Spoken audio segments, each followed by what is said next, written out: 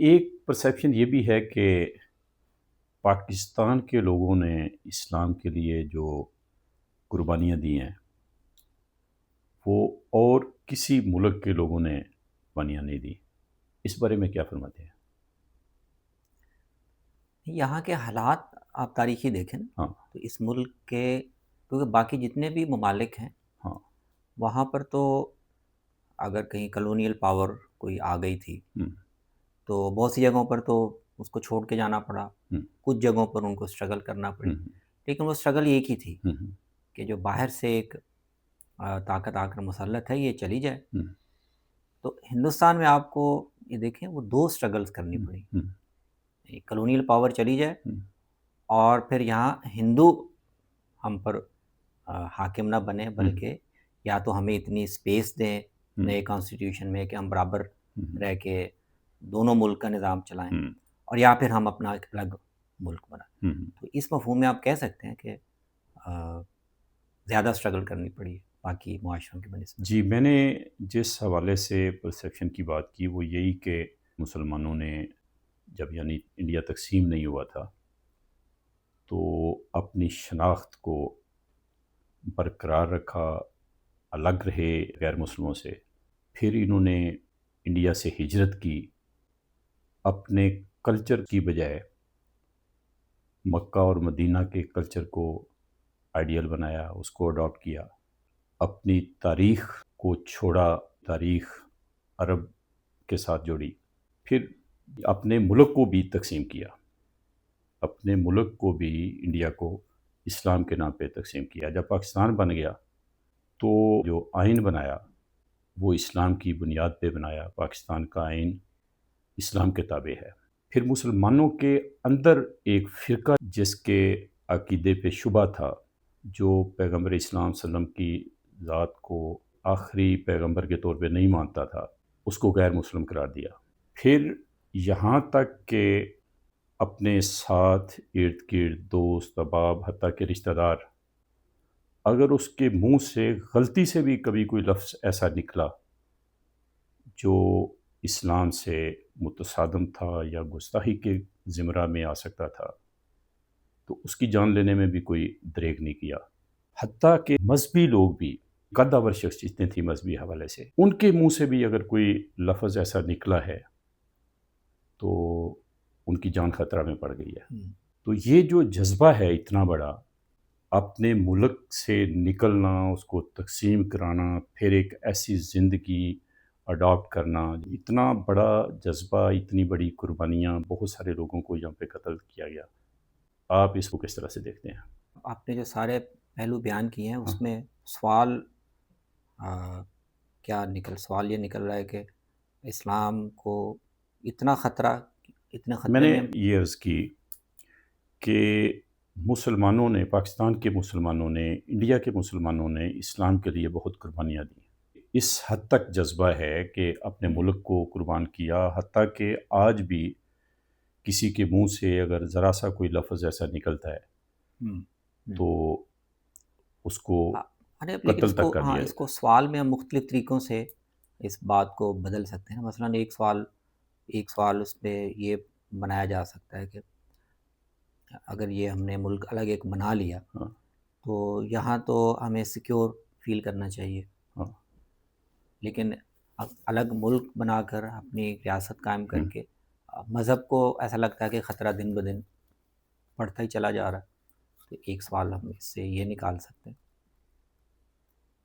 آپ پتہ نہیں مطلب آپ کا اشارہ اس طرف ہے. سوال یہ ہے کہ مسلمانوں کی اسلام کے حوالے سے جو وابستگی ہے کسی بھی طرح کے ڈاؤٹ سے بالاتر ہے. اس سے تو آپ اتفاق کرتے ہیں جی نا؟ جی جی اس سے اتفاق جی کرتے ہیں.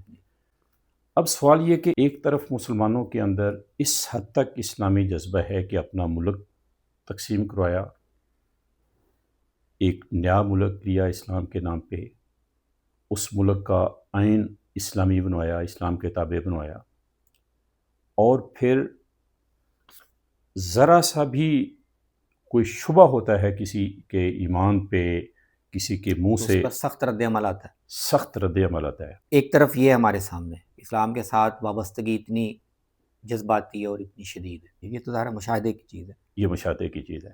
اچھا، دوسری طرف یہ ہے کہ اگر میں یہاں سے ابھی نکلوں کہ 1 کلو دودھ خالص مل جائے، میں دوائی لینے کے لیے نکلوں وہ دوائی خالص مل جائے، حتیٰ کہ میں سبزی یا پھل لینے کے لیے بھی جاتا ہوں تو وہاں پہ بھی یہ توقع نہیں کی جا سکتی کہ وہ صحیح آپ کو مل جائے. کوالٹی کی چیز مل جائے گی. جی، یہ تضاد کیوں ہے مسلمانوں کے اندر؟ یہ آپ دیکھیں نا، یہ مذہب ایک طرف یعنی انسان کے اندر مختلف چیزیں ہیں اور وہ کسی ایک اصول کو یا کسی ایک جذبے کو بنیاد بنا کر تعلق پیدا کر سکتا ہے. تو مذہب کے ساتھ تعلق کا یا رشتے کی بنیاد ایک آپ کی بنتی ہے شناخت، حمیت، غیرت، ایک چیز یہ بنتی ہے. اور دوسری چیز جو بن سکتی ہے وہ ہوتی ہے کہ مذہب آپ کے اندر جو اوصاف پیدا کرنا چاہتا ہے، جو آپ کے اندر ہمدردی پیدا کرنا چاہتا ہے، جو انصاف پسندی پیدا کرنا چاہتا ہے، خدا کا خوف پیدا کرنا چاہتا ہے. تو اب کس معاشرے میں یا کس فرد میں کس جذبے سے تعلق پیدا ہوا ہے، یہ اس سے فرق پڑ جاتا ہے.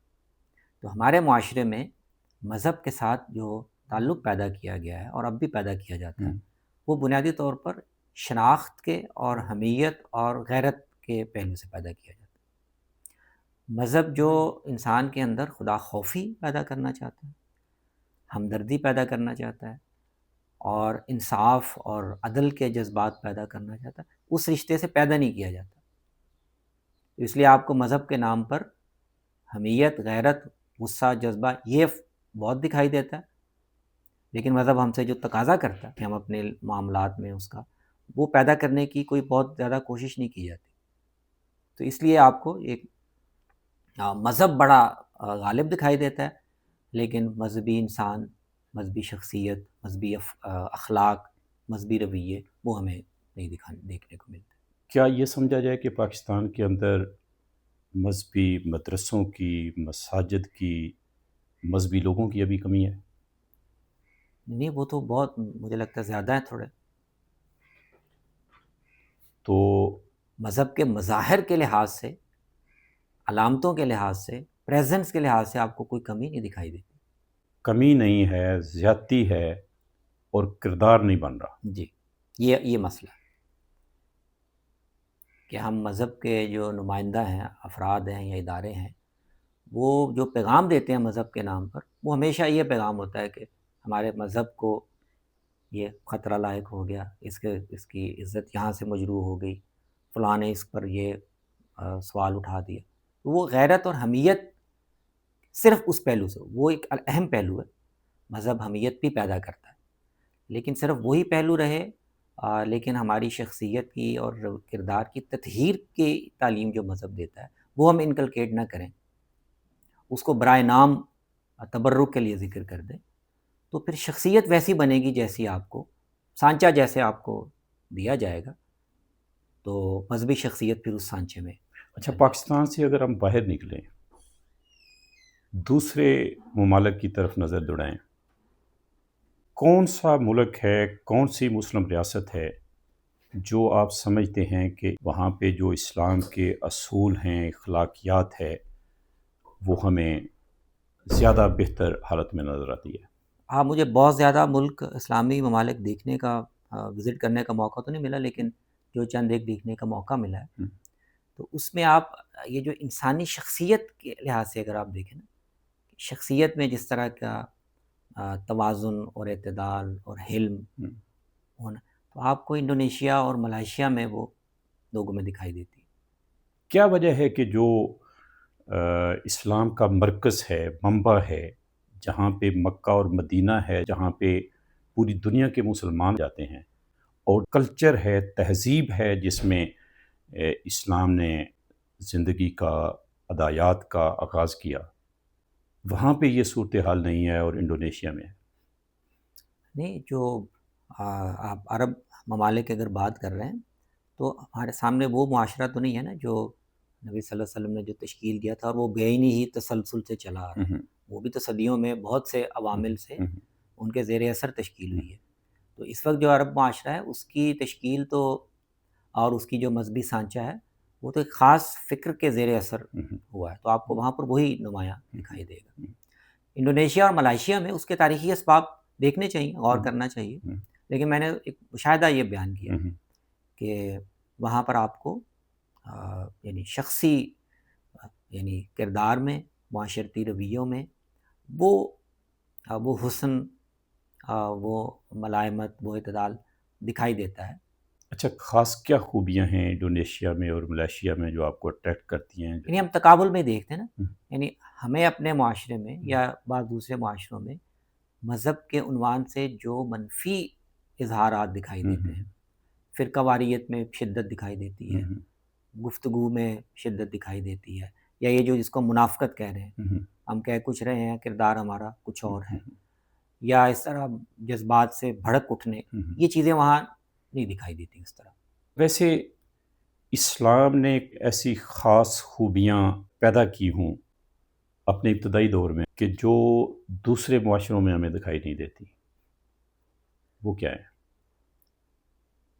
نبی صلی اللہ علیہ وسلم کی شخصیت کا اور آپ کی تعلیم کا صحابہ کے دور میں، اگر آپ جو بھی تعارف آپ پڑھیں کہ وہ ایک نئے آدمی کو یا کسی دوسرے معاشرے میں جا کے تعارف کرواتے ہیں کہ ہم اس نبی پر ایمان لاتے ہیں، وہ ہمیں کہتا کیا ہے، تو آپ دیکھیں وہ ہر تعارف وہ اللہ کے ساتھ حسن تعلق کا ذکر ہے اور یا معاشرے میں لوگوں کے ساتھ حسن تعلق کا ذکر ہے۔ نبی صلی اللہ علیہ وسلم کی اپنی شخصیت کا تعارف، سیدنا ابوبکر جب مدینے سے ہجرت کر کے جا رہے تھے تو ابن الدغنہ نے ان کو پناہ دی، اس نے جن اوصاف کا ذکر کیا وہ تعارف دیکھیں۔ نجاشی کے دربار میں حضرت جعفر نے جو تعارف پیش کیا وہ دیکھیں۔ وہ دو ہی چیزیں کہ اللہ کے بارے میں ہمیں یہ توہمات سے اور بتوں اور ان چیزوں کی پوجا سے نکال کے یہ کہتے ہیں کہ ایک اللہ کی عبادت کرو، اور ہمیں یہ کہتے ہیں کہ صلہ رحمی کرو، یتیم کا خیال رکھو، جھوٹ نہ بولو، معاشرے میں جو نادار لوگ ہیں ان کا خیال رکھو، مشکل میں پڑ گئے ہیں ان کی مدد کرو۔ یہ تو ہدایات ہیں نا۔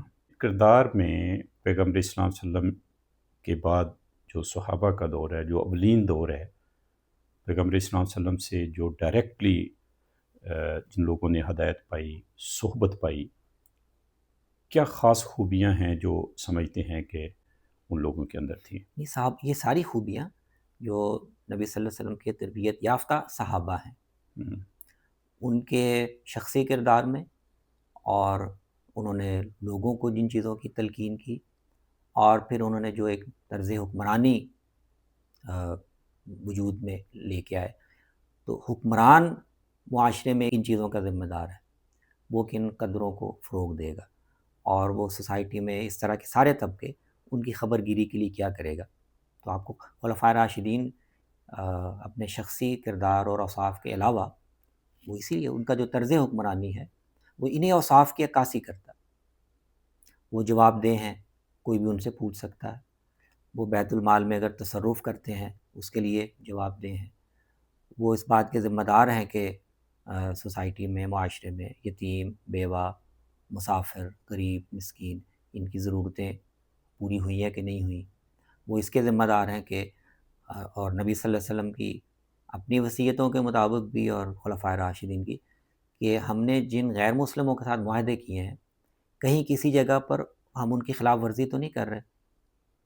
حضرت عمر نے آپ دیکھیں تو انہوں نے فارس کے علاقے میں کافی کوشش کے بعد وہ چاہ رہے تھے کہ جنگ رک جائے یہاں اور اس سے آگے ہم نہ بڑھیں، لیکن ایک امن قائم ہو جائے، وہ رک نہیں رہا تھا۔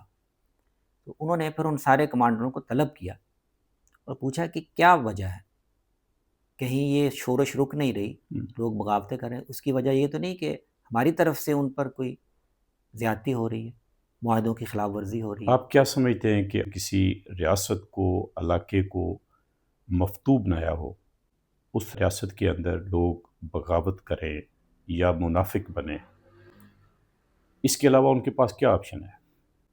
نہیں، یہ ضروری نہیں ہے، اس کا تعلق اس سے ہے کہ آپ کس تاریخی دور میں ہیں اور اس میں حکومت کا اور حکمرانی کا حق یہ کس بنیاد پہ مانا جاتا ہے۔ تو جس دور میں صحابہ نے یہ فتوحات کی، مسلمانوں نے فتوحات کی، اس وقت تو دنیا میں جو اصول حکمرانی ہے سلطنت کا وہ تو یہی ہوتا تھا. فاتح یہ جو جن سلطنتوں پہ مسلمانوں نے جا کے جی جی. تسلط قائم کیا، یہ بھی وہاں کے مقامی لوگوں کی بنائی ہوئی نہیں تھی، وہ بھی سلطنتیں تھیں. کسی ایک علاقے سے کوئی خاندان یا گروہ اٹھا اور اس نے سلطنت قائم کی. تو حق حکمرانی وہ یہ ہوتا تھا. معیار یہ دیکھا جاتا تھا کہ کس سلطنت میں لوگوں کے ساتھ انصاف ہوتا ہے، کس میں ان کے ساتھ ٹیکسوں کا ان پر بوجھ نہیں ڈالا جاتا، کس سلطنت میں لوگوں رعایا کے ساتھ حکمرانوں کا رویہ بہتر ہے. تو صحابہ نے یہ متبادل پیش کیا کہ حکومت ہم کریں گے اور ان سلطنتوں کا حق اقتدار ہم چھینیں گے، لیکن اس کے بدلے میں ہم انصاف دیں گے. ہم ٹیکسوں کا جو بوجھ انہوں نے لادا ہوا تھا ہم وہ ختم کر دیں گے، اور اگر کوئی زیادتی کرے گا، کوئی مسلمان کرے گا یا کوئی ہمارا کمانڈر بھی کرے گا، ہم انصاف دلائیں گے. آپ سمجھتے ہیں کہ ایک ملک کے اوپر آپ قبضہ کر لیں، اس کو فتح کر لیں، لوگوں کو مفتو بنا لیں، یہ بات ان کے لیے کافی ہے کہ آپ ان کے ساتھ امتیاز نہیں کر رہے؟ ان کی اپنی جو سیلف رسپیکٹ ہے، اپنی ملک کے ساتھ جو وابستگی ہے، آزادی کا تصور ہے، احساس محرومی ہے، یہ سب چیزیں ان کے لیے معنی نہیں رکھیں گی؟ نہیں، رکھتی ہیں، ساری چیزیں معنی رکھتی ہیں. دیکھنا یہ ہے کہ تاریخ کا عمل اور اس میں سیاسی طاقت کا عمل یہ کیسے ہوتا ہے، سلطنت کیسے قائم ہوتی ہے. یعنی تاریخ کا عمل ایک ہی اصول پہ آگے نہیں بڑھتا، اور اس میں تکوینی طور پر بھی ایک نظام ہے. ایک گروہ کو اگر موقع ملتا ہے سلطنت قائم کرنے کا، وہ بھی کچھ اصولوں پہ ملتا ہے، لیکن اس سلطنت کے اس حکومت کے زوال کے بھی کچھ اصول ہیں. جیسے مسلمانوں نے ان سلطنتوں کو ریپلیس کیا، تو جب تک مسلمان وہ اخلاقی اوصاف اس کے حامل رہے تو تب تک مسلمانوں کا اقتدار بھی قائم رہا. جب مسلمانوں نے وہ اوصاف کھونا شروع کر دیے تو ان کو بھی اقتدار سے تو دنیا میں یہ جو اصول ہے نا، تلک الایام نداولها بین الناس، کہ اللہ تعالیٰ مختلف گروہوں کو یہ موقع دیتا ہے اور پھر ان کے عمل کو دیکھتا ہے. تو ہمیشہ کے لیے اقتدار یا حکمرانی کا وعدہ کسی گروہ کے ساتھ نہیں ہے. جو گروہ بہتر پرفارم کرے گا، اور یہ ظاہر پوری تاریخ میں سلطنتوں کا قیام، سیاسی طاقت کا قیام، تہذیبوں کا یہ اسی طرح سے ہوا ہے. اسی طرح سے ہوا ہے، اس وقت یہی ہوتا تھا. اس بات کو اگر ہم سامنے رکھیں تو کیا اس کا مطلب یہ ہے کہ اسلام کی بھی ایک خاص دور تک ریلیونسی ہے، اب وہ اس تناظر میں آؤٹ ڈیٹڈ ہے؟ نہیں، اسلام کی ایک تعلیم ہے، اخلاقی تعلیم ہے، ایک شریعت ہے جس کی پابندی مسلمانوں پر لازم ہے. اسلام کے پاس کچھ اقدار ہیں جن کا سماج میں فروغ ہونا چاہیے. اور ایک یہ ہے کہ آپ نے کس معاشرے میں، کس تاریخی دور میں اس کو روب عمل کرنے کے لیے آپ نے طریقہ کیا اختیار کرنا ہے. تو تاریخ میں کام کرنے یا اس میں جد و جہد کرنے کا سانچہ وہی ہوگا جو اس دور میں تمدن نے پیدا کیا ہوا. آپ سلطنت کے دور میں جمہوریت کے اصول اپلائی کر کے تاریخ میں کوئی کردار ادا نہیں کر سکتے. تو جب بادشاہتوں کا دور تھا، سلطنتوں کا دور تھا، تو اس میں انہی موڈز کو، انہی سیاسی اوضاع کو استعمال کر کے ہی مسلمانوں نے تاریخ میں آگے بڑھنا تھا. اچھا، ہم یہ اگر مانتے ہیں کہ آج سلطنتوں کا دور ختم ہو گیا، قومی ریاستوں کا دور پیدا ہو گیا، تو آج مسلمانوں کی ذمہ داری ہے، اور یہ ان کے لیے ایک چیلنج بھی ہے کہ وہ کیسے ان اپنے پرانے اوضاع سے نکل کر وہ ان حالات کے لحاظ سے اپنے ان اقدار کو، ان اخلاقیات کو، ان تعلیمات کو معاشرے میں روب عمل کرنے کے طریقے نکالیں. یہ دعویٰ کہ اسلام مکمل ضابطہ حیات ہے، اسلام دنیا ہی نہیں آخرت تک کی جو کامیابی ہے اس کی ضمانت دیتا ہے، اس کو کس طرح سے دیکھتے ہیں؟ ایمان اور عمل صالح آخرت میں تو ہم نے فرد کے لحاظ سے جواب دینا نا. آخرت میں تو اللہ تعالیٰ سلطنتوں سے نہیں پوچھیں گے. جی. آخرت میں نے الگ جواب دینا آپ. تو ایمان اور عمل صالح یہ بنیاد ہے اللہ کے ہاں. تو اس لحاظ سے آخرت کا معاملہ تو ظاہر ہے وہ الگ. دنیا میں اگر آپ بات کر رہے ہیں کامیابی کی، یا تو اس کا یہ جو مفہوم ہے اس تعبیر کا اسلام میں ایک مکمل ضابطہ حیات ہے، اس کا اگر یہ مطلب ہے کہ وہ تاریخی حالات اور تاریخی ترقی اور ارتقاء سے مجرد ہو کر کوئی ایسے ہمیں ضابطے یا طریقے بتا دیتا ہے کہ جو ہر طرح کے حالات میں، ہر طرح کے تمدن میں کسی اجتہادی تخلیقی انوویشن کے بغیر روب عمل ہو جائیں گے، تو یہ تو غلط تعبیر ہے۔ علامہ صاحب، یعنی سیاسی تنظیم کا وہ اصول جو جزیرہ عرب میں تھا، اگر یہ مراد ہے اسلام کے ضابطہ حیات میں سے کہ بعینی ہی وہی آج ہم اس کو اپلائی کریں تو وہ رزلٹس دے دے گا، تو یہ تو غلط تعبیر ہے۔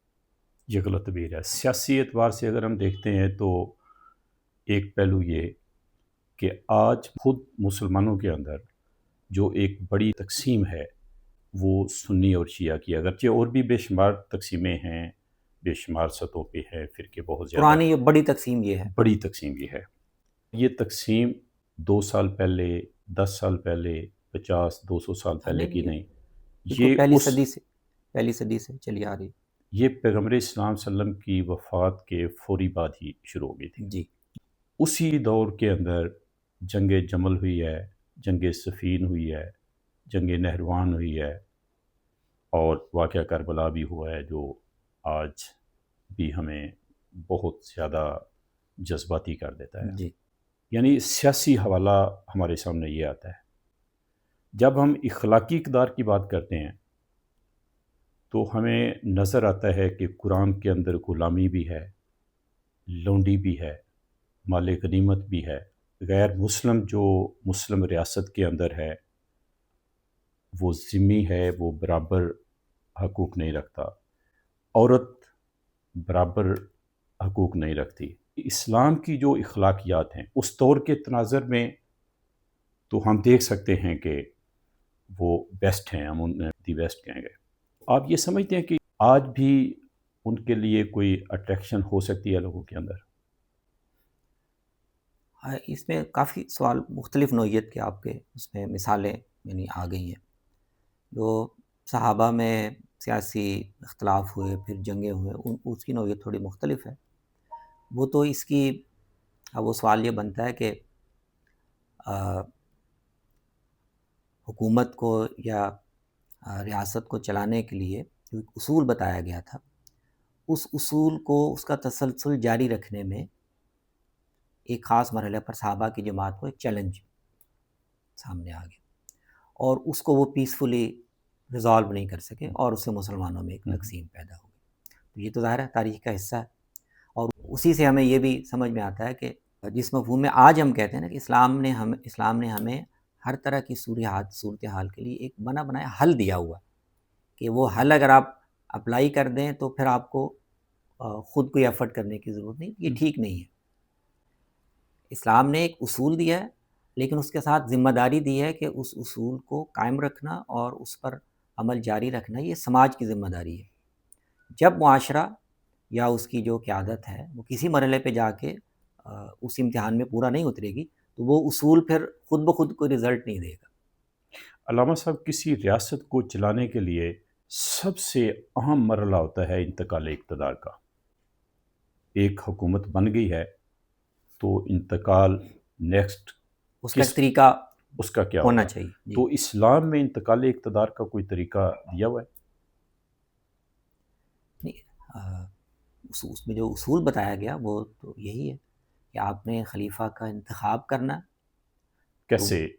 شورا کے اصول پر، یعنی جو اس وقت مسلمانوں کی جماعت میں معتمد لوگ ہیں، آیان ہیں، ان کے مشورے سے خلیفہ کا انتخاب ہوگا، اور یہ اس میں یہ سوال باقی رہتا ہے کہ خلیفہ اگر اپنے اس منہج سے یا اس سے ہٹ جائے تو اس کو معزول کرنے کا، یا کیونکہ جو بھی خلفاء پہلے 2-3 وہ ان کی وفات پر ہی ایک اقتدار انتقال ہوا، یہ کوئی موقع نہیں آیا اس پہلے دور میں کہ جس میں زندگی میں کسی خلیفہ کے عزل کا یا اس کو ہٹانے کا سوال پیدا ہوا کہ اچھا کیا اس کو ہمیں ہٹا دینا چاہیے یا نہیں ہٹا دینا چاہیے۔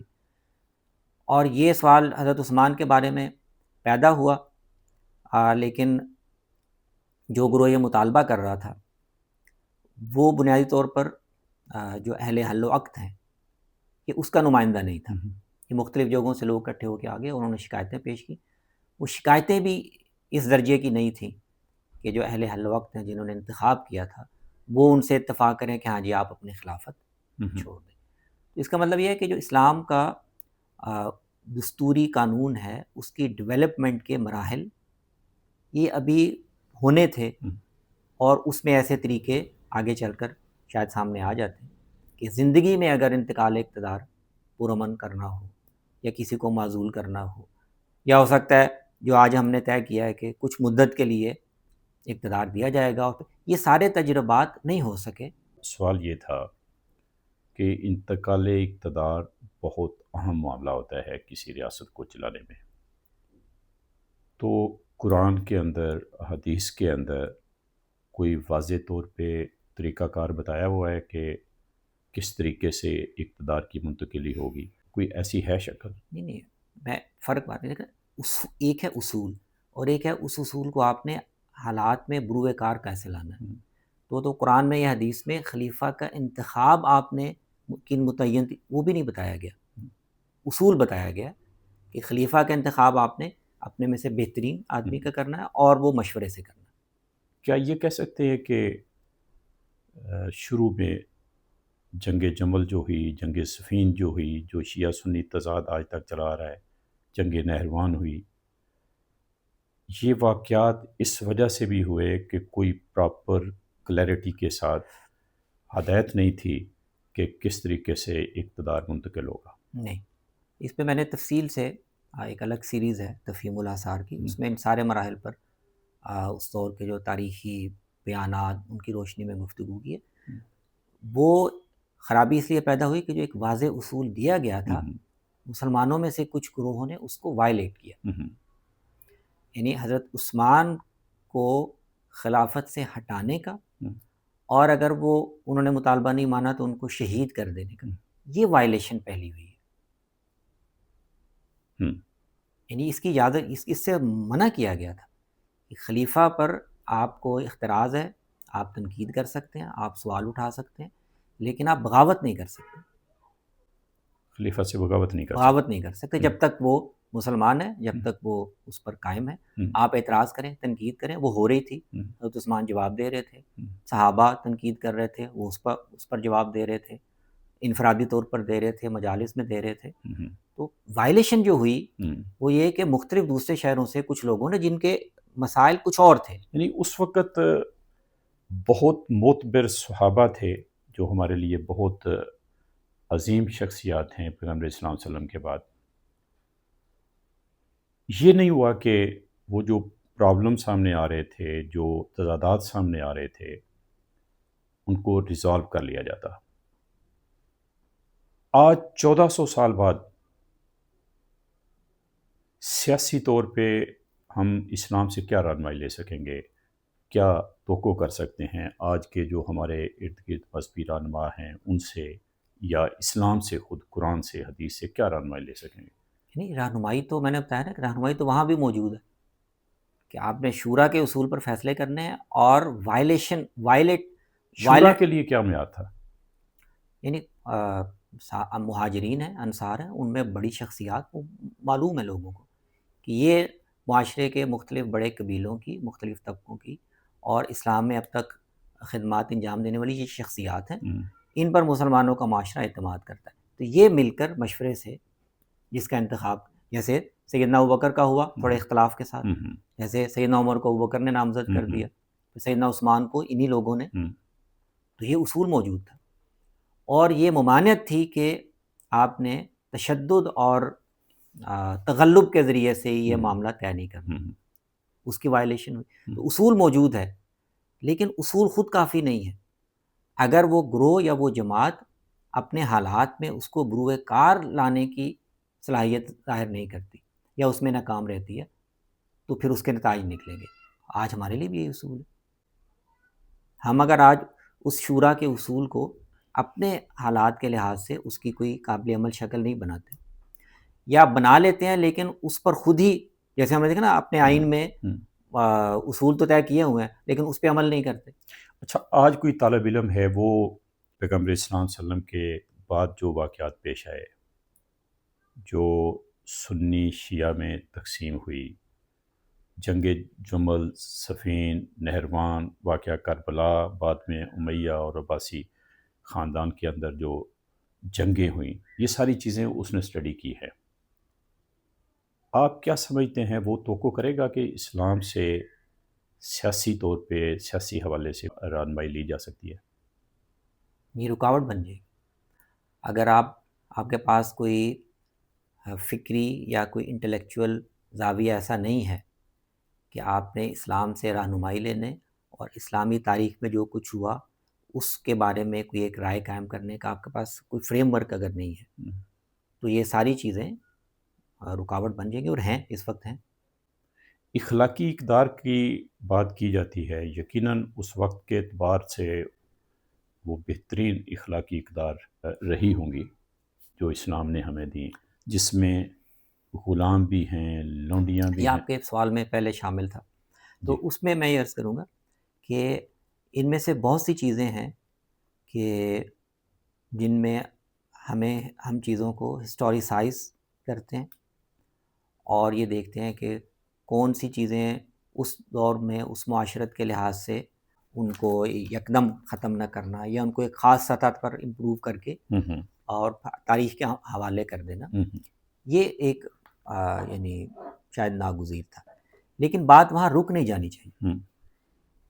یعنی اسلام نے ہماری شریعت میں بھی اور خاص طور پہ خلفائے راشدین نے اس عمل کو کیسے ایسے آگے بڑھایا، اس سے بڑی واضح ایک رہنمائی ملتی ہے کہ سماجی اصلاح کا یا سماج میں یہ جو اونچ نیچ ہے اس کو ختم کرنے کا عمل وہ اس جگہ پہ رک نہیں جائے گا جہاں تک پہنچا دیا گیا یا جہاں پہ رسول اللہ صلی اللہ علیہ وسلم کی زندگی میں لا کے، تو خلفائے راشدین نے اس کے بعد اس کو آگے بڑھایا. تو غلامی کے خاتمے یا اس کو ریڈیوس کرنے کا عمل وہاں روک نہیں دیا گیا. اس کے بعد خلفائے راشدین نے الگ سے نئے اقدامات ایسے کیے جس سے اس کو خواتین کا اسٹیٹس جتنا امپروو کر دیا گیا وہاں پہ روک نہیں دیا گیا. آپ کو خلفائے راشدین، سارے خلفائے راشدین کے یہاں ایسے نئے فیصلے ملتے ہیں اجتہادی جس میں وہ اس عمل کو آگے بڑھا رہے ہیں. تو شریعت کے احکام کے پیچھے اخلاقی اصول کار فرما ہے. ان اخلاقی اصولوں کی روشنی میں آپ کو قانون سازی کو اور اقدامات کو بہتر سے بہتر کرتے چلے جانا، یہ اسلام کے اسپرٹ. علامہ صاحب، اگر یہ تصور ہو کہ اسلام کے اصول اس وقت کے مطابق تھے، اس وقت میں بہترین تھے، اس پہ کوئی کویشچن نہیں ہے. کویشچن یہ کہ اسلام نے جو اصول دیے، اسلام سے متعلق جو ہمارا تصور ہے وہ یہ کہ وہ مستقل ہے. قرآن مستقل طور پر موجود ہے. احادیث پہ کے حوالے سے کچھ لوگوں کے تحفظات ہو سکتے ہیں، لیکن قرآن تو ایسی اٹل حقیقت ہے جس سے متعلق ہم یہ کہتے ہیں کہ اس میں کوئی رد و بدل یا کوئی شبہ کی گنجائش ہی نہیں ہے.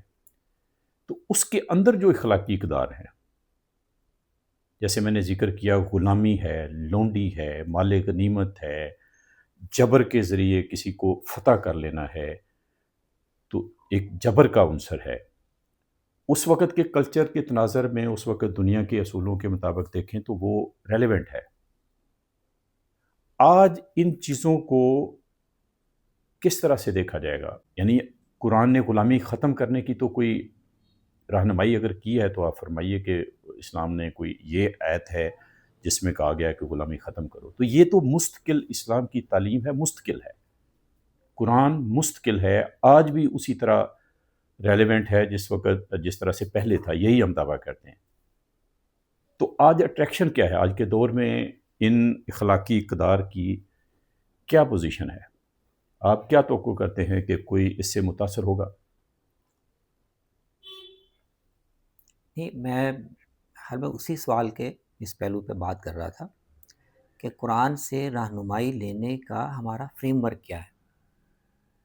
یعنی اگر ہم قرآن کو سے رہنمائی اس مفہوم میں لے رہے ہیں کہ کوئی ایک حکم جو سماج سے متعلق تھا وہ جس شکل میں اور جن پیرامیٹرز میں لفظوں میں لکھا ہوا ہے بس وہ آخری چیز ہے، یہ ہم نے نہیں لینا. نہیں، اگر ہم اس فریم ورک میں لے رہے ہیں پھر تو کویسچن پیدا ہوگا. اس لیے کہ اسلام ایک خاص وہ سماج سے اٹھ کر اور خاص سماج سے بالکل الگ تھلگ ہو کے وہ کوئی ایبسٹریکٹ کسی دنیا میں اخلاقی اصول نہیں بتا رہا. وہ ایک خاص سماج کی اصلاح کر کے اور اس کے اندر ان اصولوں کو روب عمل کر کے وہ ایک اس کا نمونہ بھی پیش کر رہا ہے. مثال کے طور پر آپ دیکھیں، چھوٹی مثالوں سے ہمیں ایک بڑا اصول سمجھ میں آئے. قرآن مجید نے سورۃ النور میں یہ کہا کہ لوگوں کے پاس باندیاں ہوتی تھیں اور ان میں سے بہت سے لوگ وہ ان باندیوں سے بدکاری کرواتے تھے. آئیڈیلی شاید ہم یہ کہہ سکتے ہیں کہ ایسا ریاست کے پاس، قانون کے پاس ایسا بندوبست ہونا چاہیے کہ اس طرح کے مالک جو اپنی باندیوں سے اس طرح کا عمل کروائیں تو ریڈریسل کا کوئی نظام ہونا چاہیے، ان کی داد رسی کا کوئی طریقہ ہونا چاہیے. اچھا، لیکن جس وقت قرآن یہ بات کہہ رہا ہے اس وقت ابھی مسلمانوں کی ریاست یا اس کا اسٹرکچر اتنا مضبوط نہیں ہے کہ وہ اس کو قانون کے دور پر ایک ایک کیس کو جا کے حل کر سکے. تو قرآن نے اس موقع پہ ہدایت کیا کی ہے؟ جتنی ہدایت اس موقع پہ بنتی تھی وہ یہ ہے کہ جو مالک ہیں ان کو اخلاقی طور پر تلقین کر دی اور باندیوں کو یہ تسلی دی کہ اگر ان کی مرضی کے خلاف جبراً یہ عمل ہو رہا ہے تو وہ یہ تسلی رکھیں کہ اللہ ان کا مواخذہ نہیں کرے گا. تو دوسرے لفظوں میں جو لوگ باندیوں سے، کنیزوں سے بدکاری کروا رہے تھے، اب یہاں پہ ان کو الاؤ کر دیا گیا کہ آپ کرواتے رہ سکتے ہیں. نہیں، پہلے ان کو منع کیا کہ آپ نے یہ نہیں کرنا. ان کے لیے کیا سزا تھی؟ یہ اگلا سوال ہے کہ کیا کسی عمل کو یا اس کو ایڈریس کرنے کا لازمی تقاضا یا اس کا واحد سٹیپ یہی ہے کہ آپ اس کو قانونی داروگیر کا موضوع بنائیں؟ اس موقع کے بعد، کچھ وقت کے بعد، جب یعنی پیغمبر اسلام صلی اللہ علیہ وسلم کا اقتدار قائم ہو گیا، ریاست بن گئی، اس وقت کی کوئی آیت موجود ہے کہ جس میں کہا ہو کہ کنیزوں سے آپ بدکاری نہیں کروا سکتے، اگر کوئی کروائے گا تو یہ سزا ہے؟ یا خود کنیزوں کا اپنا وجود، لونڈیوں کا اپنا وجود، یہ اخلاقی سمجھا جا سکتا ہے آج کے دور میں؟ نہیں، وہ پھر اصل میں اس وقت کی بات کرتے ہوئے پھر جب ہم آج کا دور لے آتے ہیں نا تو پہلے ہم اس کو دیکھیں وہاں اسلام نے کیا کیا. تو اس سے ہمیں ایک تو یہ ہدایت ملی، لیکن آپ اس کے پیچھے اسپرٹ دیکھیں، آپ اس کے پیچھے جو اخلاقی اصول کام کر رہا ہے وہ کیا ہے. علامہ صاحب سوال یہ ہے کہ تو ہمارے لیے اسلام، میں عرض ہی کر رہا ہوں کہ اسلام نے جس معاملے میں بھی، جس سماجی برائی کی اصلاح کے لیے بھی ایک قدم بیان کیا، ایک اصول یا ایک اقدام بیان کیا، اس کے پیچھے ایک اخلاقی اصول کام کر رہا ہے. اس اخلاقی اصول کی روشنی میں ہم اس اقدام کو یا اس قانون کو مسلسل بہتر کرتے چلے جانے کے پابند ہیں. کیا یہ سمجھا جائے کہ اسلام اس وقت کے حالات کے لیے تھا اور اس وقت کے حالات تک تھا؟ یہ سمجھا جائے؟ نہیں، اسلام ایک ایسی اخلاقیات بھی دے رہا ہے جو یونیورسل ہے، اور ان اخلاقیات کو اس معاشرے میں اپلائی کر کے اس معاشرے کی بھی اصلاح کر رہا ہے جو ان حالات میں ممکن تھی. تو جو اسلام نے قرآن کے نزول کے وقت تک جو اقدامات قانونی کیے جا سکتے تھے وہ کیے. یہ فرما دیں کہ یہ جو میں سوال اٹھا رہا ہوں، یہ ہمارا جو مذہبی حلقہ ہے، جو لیول ہے سوچ کا، آپ توقع کرتے ہیں کہ یہ برداشت ہو جائیں گے؟ نہیں، میرا خیال میں اب اس طرح کے جو سوال کریٹیکل کویسچنز ہیں وہ اٹھائے جا رہے ہیں، اہل علم بھی اٹھا رہے ہیں، آپ کو سوشل میڈیا پہ بھی. تو میرا نہیں خیال کہ آپ کو کوئی اس میں خطرہ نہیں ہونا چاہیے. ریلیونٹ کویسچن ہے. اچھا جی، ایسا سوال ہے جو جس کا سامنا آج مذہب کی بات کرنے والے ہر آدمی کو کرنا پڑتا ہے. تو اس لیے ان سوالات پہ بات ہونی چاہیے، بالکل ہونی چاہیے، بالکل. تو میں اس میں یہ گزارش کر رہا ہوں، اور میں اپنی وال پہ بھی وقتاً فوقتاً اس کی مثالیں دیتا رہتا ہوں کہ اگر ہم اسلام سے رہنمائی کو اس تک محدود کر دیں کہ جو حتمی قدم وہاں اٹھا لیا گیا بس وہ آخری ہے، اس سے آگے ہمیں کچھ کرنے کی ضرورت نہیں ہے، تو پھر تو اسلام اسی دور کے لیے. اچھا، یہ کیوں نہیں کہا جا سکتا علامہ صاحب کہ اس دور میں پیغمبر اسلام صلی اللہ علیہ وسلم ایک سربراہ حکومت کی حیثیت سے جو بہترین فیصلے ہو سکتے تھے، لوگوں کے مزاج کے اعتبار سے، کلچر کے اعتبار سے، تاریخ کے اعتبار سے، تہذیب کے اعتبار سے، اور ارد گرد کے جو حالات تھے اس اعتبار سے وہ بہترین حل جناب پیغمبر اسلام صلی اللہ علیہ وسلم نے دیے۔ اور آج ہمارے لیے یہ ہے کہ آج ہم اپنے حالات کے مطابق سوچ سمجھ کر، اس سے قطع نظر کہ اسلام میں کیا ہے یا پیغمبر اسلام صلی اللہ علیہ وسلم نے کیا فیصلہ کیا تھا، چونکہ آج حالات مختلف ہیں تو ہم اپنے حالات کو انڈیپینڈنٹلی غور فکر کر کے اس کے مطابق فیصلے کریں۔ کیا یہ کہا جا سکتا ہے؟ یہ دیکھیے بہت بڑا دائرہ تو زندگی کے معاملات کا، اسلام میں متعین احکام جن میں آپ کو کہا گیا کہ اللہ کے حکم کے طور پر آپ نے پابندی کرنی ہے، وہ ہیں کتنے؟ گنے چنے تو احکام ہیں۔